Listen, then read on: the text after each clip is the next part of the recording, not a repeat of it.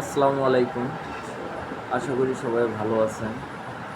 তো আমি আজকে আপনাদের সাথে কিছু বিষয়ে কথা বলবো, ফার্নিচার বিষয়ে।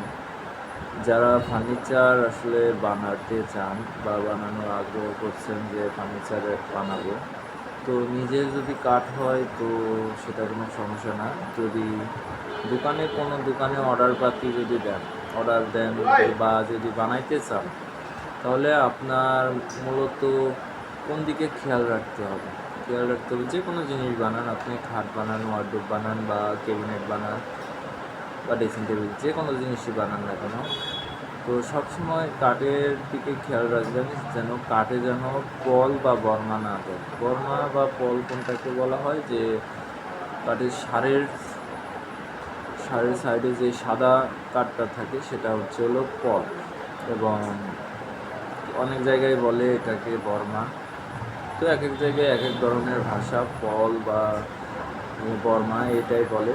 তো আপনি যে কোনো মাল বানান, তো সবসময় খেয়াল রাখবেন যেন ওটা সারি কাঠ হয়। সারি কাঠ দিয়ে 2 টাকা বেশি হলেও মানে কাঠটা লাস্টিং করবে অনেক দিন, ওটা আর কোনো অক্ষয় নেই, মানে ক্ষয় নেই, মানে ওটা আর ঘুণে ধরবে না। তো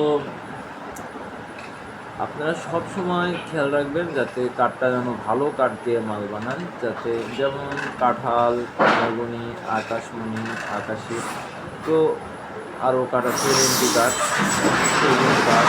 তো এগুলো কাঠ দিয়ে যদি কোনো ফার্নিচার বানান, সবসময় খেয়াল রাখবেন যাতে পল বা বর্মা যেন না দেয়। এগুলো দিলে কি হয়, যাতে আপনার 5 বছর 10 বছর পরে দেখবেন আপনার ওই ফার্নিচারটা নষ্ট হয়ে যাবে, ঘুণে খেয়ে যাবে।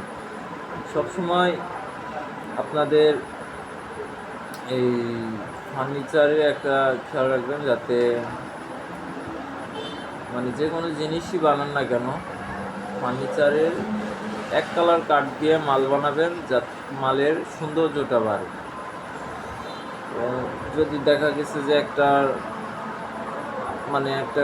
যে কোনো মাল বানালেন, তো কাঠটার ভিতরে একই গাছ মানে একই কাঠ দিয়ে বানাইতেছেন, কিন্তু কাঠের কালার এই 2 রকম হতে পারে, 2 রকম 3 রকম হতে পারে।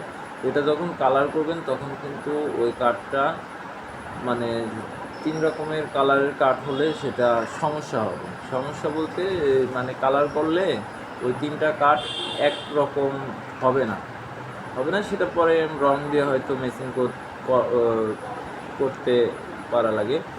তো এই দিকে নজর রাখবেন আপনারা সবসময়।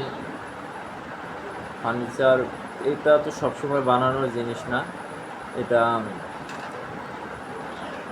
একটা জিনিস বানালে এটা অনেক দিন চলে যায়। এটা যে আপনি আজকে বানালেন বা 6 মাস পর সেটা চেঞ্জ করবেন, এটা সে ধরনের জিনিস না। এটা সবসময় আপনার কাজের একটা